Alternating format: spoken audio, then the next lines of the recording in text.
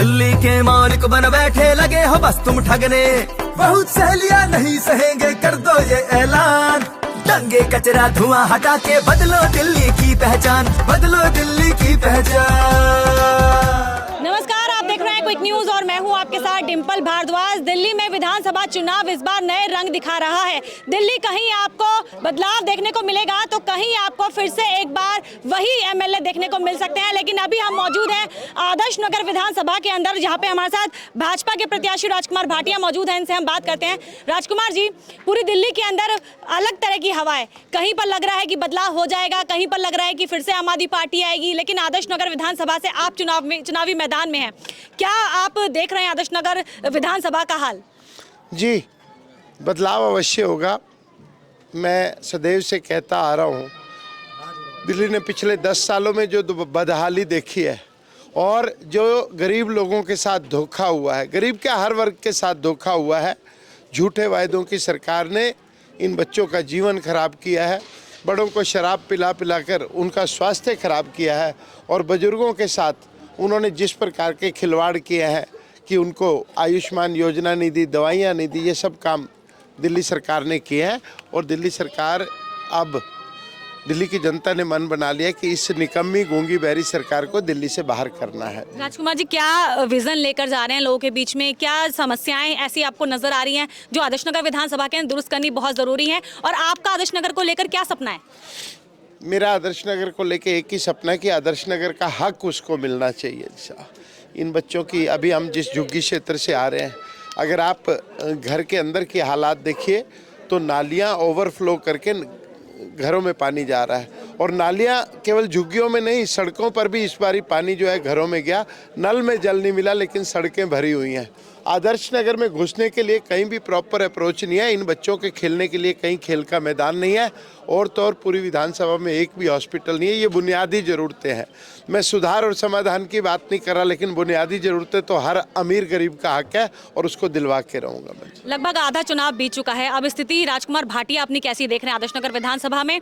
क्या आपको लगता है कि एक तरफा जीत होगी या फिर आप फाइट में? अभी देखिए, चुनाव जब तक नहीं होता फाइट में रहते हैं, लेकिन मेरे दोस्त, मेरे साथी, मेरी जनता जो मेरे साथ में है वो कह रही है अब की बार राजकुमार की बात कर रहे हैं। जनता विधायक कैसा हो, राजकुमार जैसा हो, विधायक कैसा हो, राजकुमार जैसा हो।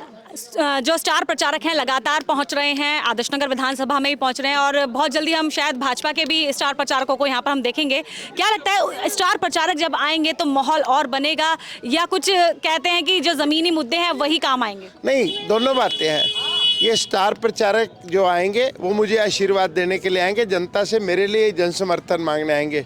लेकिन मेरे स्टार प्रचारक ये सारे हैं जो मेरे पीछे खड़े हैं, जो मेरी आवाज़ को लेकर घर घर जाते हैं, बूथ पर जाकर, शक्ति केंद्र पर जाकर पब्लिक के सामने रखते हैं कि राजकुमार और पूर्व विधायक में क्या फ़र्क रह सकता है, वो रखते हैं। स्टार प्रचारक मेरे लिए जन समर्थन मांगने आ रहे हैं और मेरे स्टार प्रचारक रोज घर घर जा रहे हैं। गारंटी कार्ड भी आपने लॉन्च कर दिया है। गारंटी कार्ड कितना जादू दिखा रहा है, कितना कमाल दिखा रहा है और लोगों तक कैसे पहुँचा रहे हैं उस गारंटी कार्ड को आप? देखिए, भारतीय जनता पार्टी का एक ऑर्गेनाइजेशनल जो सिस्टम है बहुत हाई है। हमारे हर बूथ पर लगभग 30 से 40 कार्यकर्ता है। उनके ऊपर त्रिदेव है, त्रिदेव के ऊपर एक शक्ति केंद्र प्रमुख है। और सबसे बड़ी बात है, जहाँ भूख होगा वहाँ रोटी पहुँचेगी, जहाँ गुड़ होगा वहाँ मक्खी पहुँचेगी। इन सब लोगों की ज़रूरत है। इनको मोदी की गारंटी चाहिए और मोदी का गारंटी कार्ड घर घर पहुँचाना हमारी जिम्मेवारी है। एक कार्ड जो है, जो तीनों ही पार्टियों ने खेला है, वो है महिलाओं का कार्ड।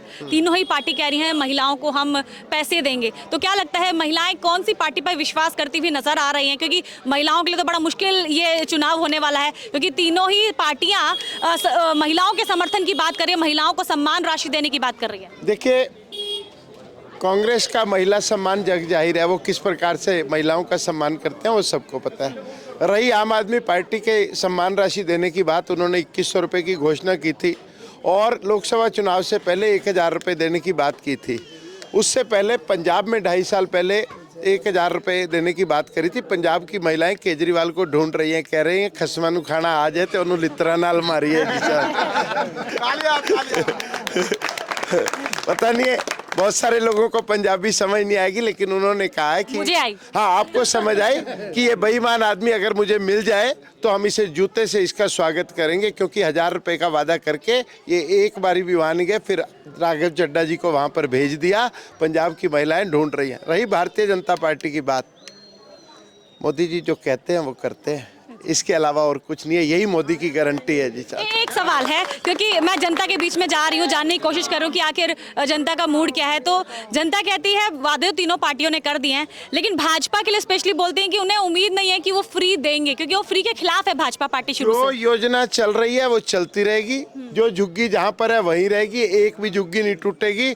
अगर किसी को विश्वास ना हो, ये आम आदमी पार्टी वाले और कांग्रेस वाले बरगलाते हैं, किसी को विश्वास ना हो तो यहाँ से 4 किलोमीटर दूर जेलर वाला बाग है, 421 करोड़ रुपए की लागत से 1675 मकान झुग्गी वालों को मिले हैं। मैं चल के दिखा भी सकता हूँ, और यही मोदी की गारंटी है। राजकुमार जी, लेकिन आम आदमी पार्टी वाले कहते हैं बिजली पानी तो हम ही देंगे, मकान दीजिए तो क्या हाँ, हो? बिजली पानी दिया इन्होंने, बिल्कुल दिया, सड़कों पर पानी दिया, और बिजली बिना मोटर, बिजली की मोटर के बिना कोई किसी भी घर में पानी नहीं आया। जैसे ही बिजली की मोटर चलती थी 201 यूनिट से ऊपर बिल हो जाता था और बिल की फ्री योजना समाप्त हो जाती थी। और पानी की बात, जो पानी जल जो नल में आ रहा था वो पीने लायक नहीं था।